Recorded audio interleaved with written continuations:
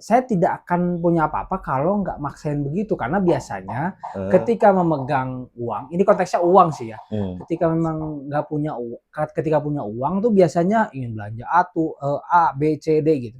Yang membuat tidak bisa lagi punya apa yang kita impikan. Ya kalau mau mengejar apa yang diimpikan boleh saja, cuman resikonya kita akan tidak nyaman hidup, tidak akan damai hidup. Betul. Iya, boleh ya boleh saja. Oh, saya tidak punya hak untuk melarang orang mengejar impiannya. Cuman untuk saya pribadi, saya tidak akan mengejar impian yang tidak mungkin atau belum bisa diraih. Tapi kebanyakan yang menimpa saya semuanya terjadi. Jangankan S2 atau S3, untuk bermimpinya saja saya tidak berani. Oke. Mimpinya saja saya tidak berani. Gimana caranya, Pak ya? Tapi kenyataannya geningan bisa. Kenyataannya tuh. Saya nggak tahu juga. Ini rahasia Karena Tuhan. itu apa ya? Itu hal yang sudah akan lalui. Ya. Kan kita tidak pernah tahu pada prosesnya bagaimana pontang-pantingnya segala macam. Kadang orang salah itu begini, Kang. Orang melihat Akang hari ini A, B, C dengan prestasi B, C, D, E atau kemudian dengan raihan A segala macam. Orang tidak pernah tahu bagaimana jeripayahnya, bagaimana pontang-panting segala macam. Termasuk yang Akang tadi maksud, orang juga ngelihatnya hasilnya saja, mungkin juga dengan persepsi dia. Iya. Bahwa Akang dulu juga sama mungkin kayak saya, harus berjuang dulu, harus nyicil dulu. Enggak, kalau berjuang iya, tapi kalau cicil menyicil enggak. Ya itu artinya persepsi. Iya, persepsi. Persepsi orang yang hari ini melihat Akang. Kira-kira begitu kata Kira-kira mereka. begitulah. Kayaknya bener ya, Kang Wagun dulu juga kayaknya begini. Seperti kayaknya saya begini. juga gitu. Kayaknya gitu. Padahal enggak. Nah, saya tidak memilih untuk tidak makan daripada nganjuk gitu.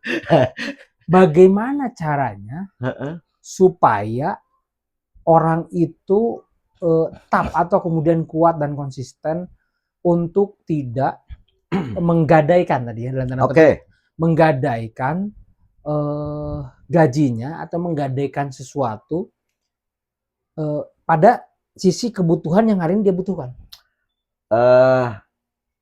Ada orang yang bertanya gitu, saya akan bertanya balik. Apakah Anda percaya kepada Tuhan? Oh iya. Percaya bahwa semuanya. Percaya bahwa Tuhan menciptakan setiap manusia, bahkan setiap makhluk yang diciptakannya itu dengan rezekinya. Setuju. Ya kalau sudah, ya kalau percaya itu, ya tinggal kita mencari cara, jalan agar rezeki itu bisa disambut oleh kita. Tapi jangan mendahului. Rezekinya belum datang, gajinya belum datang, baru bulan yang akan datang.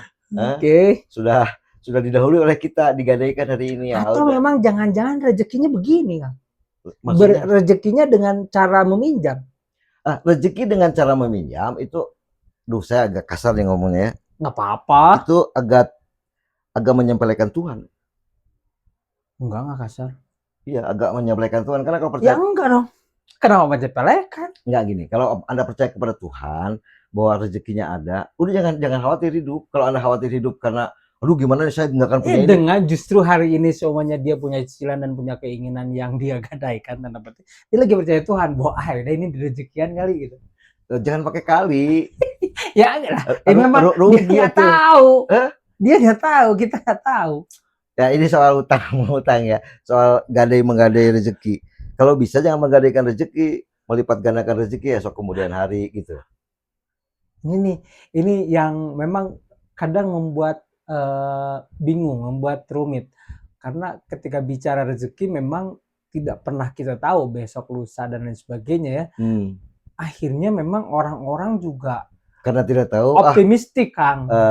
Optimistik, tenanglah, sama Allah dikasih rezeki kali dengan saya menggadaikan sesuatu atau melakukan yang kenyataannya begitu. Anda mau melakukan sesuatu itu berdasarkan keyakinan yang seperti itu, ya? Nah, boleh saja, tapi ada resiko yang harus diterima. Betul. Nah, cara membedakan kenyataan dan ini dunia kenyataan nih dengan dunia seharusnya nih. Iya itu. Itu kadang-kadang tipis, Kang. Ya, maksudnya tipis? Tipis tuh begini.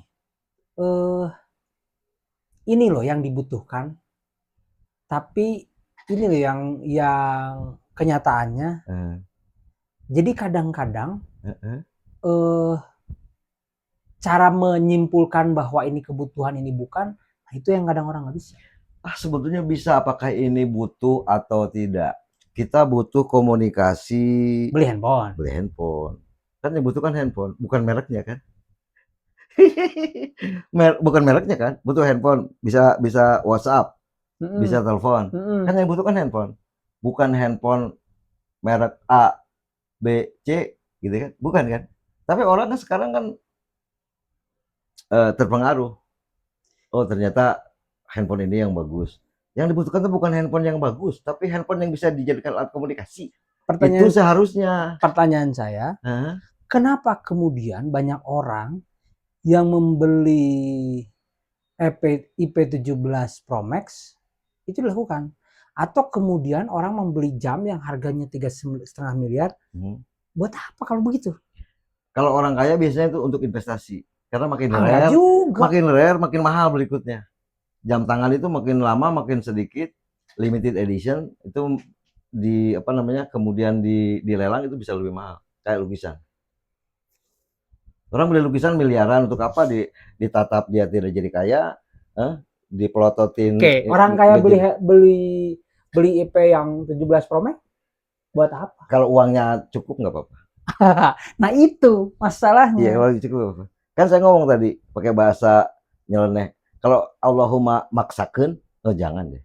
Jangan menurut saya. Kalau orang mau Allahumma maksakeun, ya silakan saja gaji UMR 5 juta, buat kos 1,5, bayar cicilan motor 2 juta, udah 3,5. Oke, buat makan dan lain-lain. Akhir bulan itu nggak ada yang bisa ditabung gitu. Sudah habis itu. Begitu pensiun, dia nggak punya apa-apa tuh. Tapi begini kan, zaman saya kuliah pun, zaman saya kuliah nih ya, saya tuh masih ingat dikasih 300.000 untuk 1 bulan. Tapi pada kenyataannya tengah bulan udah habis Kang. Habis. Akhirnya saya kasbon untuk makan aja, saya kasbon. Setengah bulan itu kasbon. Totalnya itu 150.000. Saya masih ingat ya sampai sekarang. Dan itu rutin. Jadi begitu ada dikasih uang 300.000 sama orang tua itu, akhirnya habis 150 itu. Sisa 150. Jadi memang tutup lubang dari lubang. Memang apa ya? Kenyataan hidupnya begitu kan? Enggak, kalau saya beda lagi ketika kos. Dikasih uang 200.000 per bulan. Yang pertama saya lakukan, saya beli beras. 1, beli garam, beli kecap, beli bawang merah. Udah itu. Itu harus ada dulu. Firm itu harus ada. Uang habis pun di tengah jalan, saya masih bisa makan. Itu dipakai gitu? Iya, dipakai beli. Itu dibuat makan gitu? Jadi yang penting ada buat makan.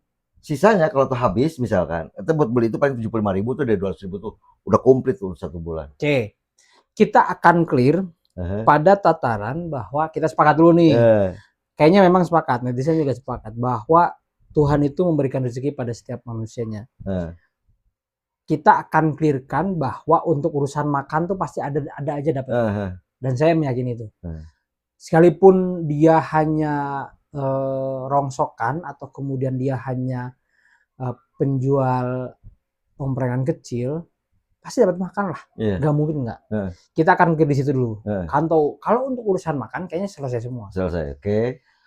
Tapi akan naik lagi pada level berikutnya sesuai kebutuhan manusia ini. Ini yang memang menjadi problem. Oke. Jadi ada banyak kebutuhan manusia yang menumpuk. Itu teori Abraham Maslow itu teorinya. Artinya apa? Artinya ada basic need. Basic need sudah selesai semua. Udah selesai. Habis basic need, kalau saya tidak lupa ya, karena ini teori yang saya pakai dalam skripsi saya tahun 90. Basic need, habis itu lovely need, habis itu safety need, habis itu social need, habis itu self actualization need. Wow. Aktualisasi diri. Jadi ada 5 tahapan. Jadi yang kedua itu lovely need. Dia harus merasa dicintai, dia harus bisa mencintai. Habis itu safety need. Dia harus merasa aman. 1, dia harus juga bisa memberi rasa aman. Oke. Baru social need, dia butuh bersosialisasi, dia butuh bertetangga, dia butuh membantu tetangga kiri kanan depan belakangnya. Baru setelah itu Aktualisasi.